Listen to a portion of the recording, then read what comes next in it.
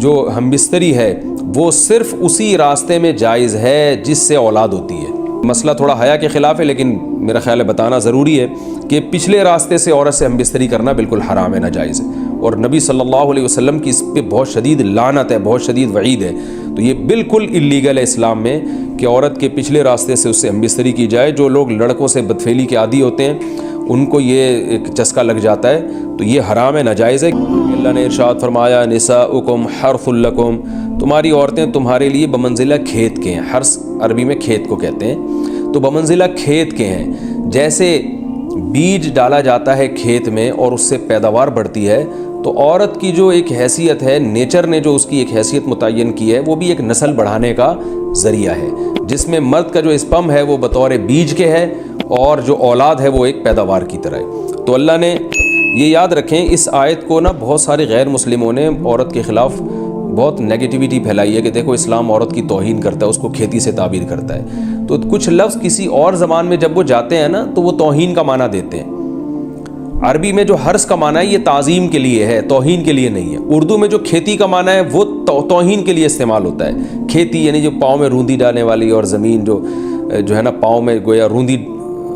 اس کو روندا جا رہا ہے، تو اس لیے اس کا اردو میں بالکل اسی طرح جو لوگ ترجمہ کر دیتے ہیں کہ عورتیں تمہاری کھیتیاں ہیں، تو یہ ترجمہ میرا خیال ہے اس لیے درست نہیں ہے کہ اردو میں اس کا مفہوم ہی چینج ہو جاتا ہے۔ یعنی گویا ایک عزت کے لیے جو لفظ اللہ نے استعمال کیا وہ ذلت کا ذریعہ بن جاتا ہے۔ تو اس لیے کسی بھی زبان میں جب ہم کسی بھی لفظ کا ترجمہ کرتے ہیں تو اس زبان کے ہمیں محاوروں کو دیکھنا چاہیے کہ اس زبان میں یہ لفظ کس معنی میں استعمال ہو رہا ہے۔ مثال کے طور پر ہو سکتا ہے کتا کا لفظ کسی زبان میں وفاداری کے لیے استعمال ہوتا ہو، کسی کو لوگ ڈاگ کہتے ہوں تو اس کا مقصد ہوتا ہے وفادار انسان ہے، لیکن ہمارے یہاں اردو میں گالی ہے وہ، اور آپ بولیں کہ بھئی وہ فلاں قوم ڈاگ کہتی ہے تو ہم کتا کہیں گے، تو آپ جب اس کا ترجمہ اردو میں کریں گے تو کتے سے نہیں کر سکتے۔ تو اسی طرح یہ عربی کا جو لفظ ہے اس میں بھی یہ چیز یعنی ملحوظ رہنی چاہیے۔ تو اس لیے اس کا ترجمہ کیا جائے گا تمہاری عورتیں تمہارے لیے پیداوار بڑھانے کا ذریعہ ہیں، نسل بڑھانے کا ذریعہ ہیں۔ فاتو حرثکم، تم اپنے اس نسل بڑھانے کے ذریعے کے پاس آؤ، انا شئتم، جیسے چاہو، وقدموا لانفسکم، اور اپنے نفسوں کے لیے آگے بھیجو، یعنی اولاد کی نیت سے آیا کرو زوجہ کے پاس اور آخرت کے لیے انتظام کرو، یعنی اولاد پیدا کر کے جو تاکہ دنیا اور آخرت میں تمہارے لیے، فیوچر میں تمہارے لیے کام آئے، دنیا بھی داخل ہے آخرت بھی داخل ہے۔ تو اس آیت کا بھی ایک شان نزول ہے کہ صحابہ کرام تو چونکہ جو خواتین تھیں مکہ میں صدیوں سے وہ لوگ آباد تھے، ان کے سفر خاص طور پہ عورتوں کے سفر بہت ہی کم ہوا کرتے تھے۔ تو جب ہجرت ہوئی ہے اور جو ہے نا ہجرت کر کے بہت ساری صحابیات مدینہ آئی ہیں، تو مدینہ میں ان کے نکاح دوسری قوموں میں ہوئے، پھر انصار صحابہ سے بھی ہوئے۔ تو چونکہ تقویٰ تھا ان خواتین میں، للہیت تھی، تو بعض جگہ ایسے واقعات ہوئے کہ میاں بیوی کے جو آپس کا ریلیشن ہوتا ہے، ظاہر ہے وہ ہر قوم میں اور ہر جو ہے نا شخص کا مزاج دوسرے سے مختلف ہوتا ہے، تو بعض مردوں نے اس طرح سے اپنی زوجات کے ساتھ ہم بستری کی کہ ان خواتین کو پھر اشکال ہوا کہ پتہ نہیں اس طرح سے ہم بستری کرنا جائز بھی ہے یا نہیں ہے۔ تو انہوں نے نبی صلی اللہ علیہ وسلم سے یہ مسئلہ پوچھا کہ یا رسول اللہ، ہمارے شوہر ہمارے پاس اس طرح سے آتے ہیں تو کیا یہ جائز ہے یا نہیں؟ تو ان کے سوال کو بھی مبہم رکھا گیا اور قرآن نے اس کے جواب کو بھی کنایتاً بیان کیا، کیونکہ مسئلہ بظاہر حیا کے خلاف ہے، تو قرآن جب بھی کوئی ایسی بات ہوتی ہے تو اشارتاً کنایتاً اس کا تذکرہ کر دیتا ہے تاکہ مسئلہ بھی واضح ہو جائے، کیونکہ ظاہر ہے اس کی ضرورت تو قیامت تک آنے والے انسانوں کو پڑ سکتی ہے نا۔ یہ تو ہر میاں بیوی کا اپنا ایک ذاتی مسئلہ ہوتا ہے کہ ہمیں کس طرح سے پرمیشن ہے، کس طرح سے پرمیشن نہیں ہے۔ تو اللہ تعالیٰ نے بھی اشارتاً ہی اس حکم کو قرآن میں بیان کر دیا، اور قرآن میں اس لیے بیان کیا کہ تاکہ اس میں کوئی اجتہادی اختلاف کی گنجائش نہ رہے۔ تو اللہ نے قرآن مجید میں بیان کیا، فرمایا نساؤکم حرث لکم، تمہاری جو ازواج ہیں، تمہاری جو بیویاں ہیں، وہ تمہارے لیے بمنزلہ کھیت ہیں۔ کھیت کا مطلب کیا ہوتا ہے؟ پیداوار بڑھانے کا ذریعہ۔ تو اس میں سب سے پہلا مسئلہ تو قرآن نے یہ بیان کر دیا کہ زوجہ سے جو ہم بستری ہے وہ صرف اسی راستے میں جائز ہے جس سے اولاد ہوتی ہے، کیونکہ عورت کو اللہ نے بنایا ہے نسل بڑھانے کے لیے۔ تو کوئی بھی ایسا ہم بستری کا طریقہ اختیار کرنا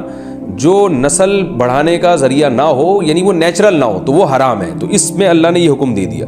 تو اس سے صاف یعنی حدیث سے بھی پتہ چلتا ہے اور تمام فقہاء کا اجماع بھی ہے اس آیت کی روشنی میں کہ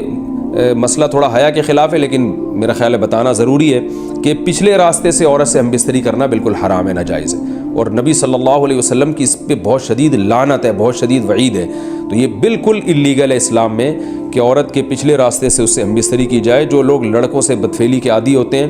ان کو یہ ایک چسکا لگ جاتا ہے، تو یہ حرام ہے، ناجائز ہے، کیونکہ اللہ نے بتا دیا کہ یہ تمہارے لیے بمنزلہ کھیت کے ہیں۔ تو اس میں قرآن نے وہ جو سوال تھا نا اس کی طرف اشارتاً جواب دے دیا، اور آگے فرمایا فاتو حرثکم، تم اپنے کھیت کے پاس آؤ، یعنی پیداوار بڑھانے کا جو ذریعہ ہے اس جگہ کی طرف آؤ، انا شئتم، جیسے چاہو، یعنی باقی جس طرح سے تم چاہو زوجہ سے ہم بستری کر سکتے ہو، اس میں کوئی خاص طریقہ متعین نہیں ہے۔ میاں بیوی کا ایک دوسرے سے کوئی پردہ نہیں ہے، ہن لباس لکم وانتم لباس لہن، یہ دونوں ایک دوسرے کے لیے لباس ہیں، تو اس میں طریقہ کار کوئی بھی ہو سکتا ہے، کسی بھی طرح سے کرنا چاہو ایک دوسرے سے لطف اندوز ہو سکتے ہو، لیکن فاتو حرثکم آنا موضع حرث میں ہے۔ حرث کا مطلب وہ اس جگہ کی طرف آنا ہے جہاں سے نسل بڑھتی ہے، کسی اور راستے کی طرف۔ اس سے صاف طور پر جو ہے نا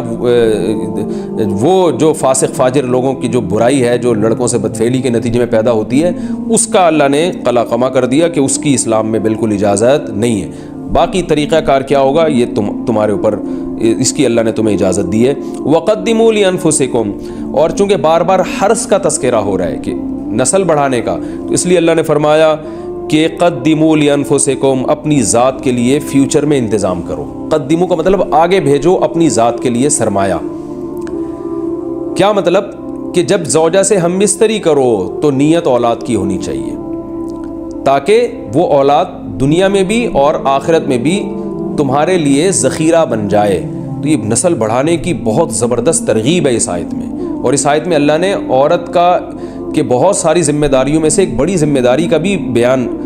بتا دیا کہ عورت کو اللہ نے بنایا ہے، جو مرد اور عورت کا جو فرق رکھا ہے نا، اس فرق کی بڑی وجہ یہی ہے کہ مرد کے اسپم کو اللہ نے بیج کے طور پہ پیدا کیا ہے اور عورت کو اللہ نے زمین کے طور پہ۔ تو بیج اور زمین کے ملاپ کا بنیادی مقصد ہی نسل بڑھانا، پیداوار بڑھانا ہوتا ہے، نہ یہ کہ نسل روکنا۔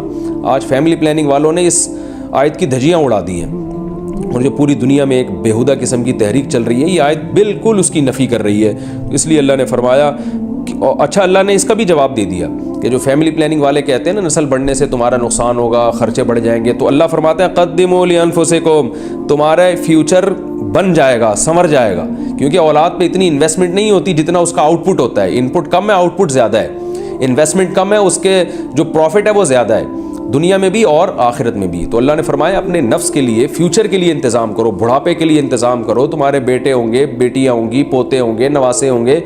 بہویں ہوں گی، یہ دنیا کا مستقبل اور آخرت کا مستقبل کیا ہے۔ جو عبداللہ بن عمر رضی اللہ تعالیٰ عنہ نے جب نکاح کا ارادہ ترک کیا تو آپ کی جو ہمشیرہ تھی حضرت حفصہ، انہوں نے فرمایا کہ نکاح کرو، تمہارے اولاد ہوگی، دنیا سے جاؤ گے تو تمہارے لیے دعائیں مانگے گی، تو یہ آخرت کے لیے ذخیرہ ہے۔ تو اس لیے اللہ نے فرمایا کہ آخرت کے لیے ذخیرہ کرو، واتقوا اللہ، اور اللہ سے ڈرو،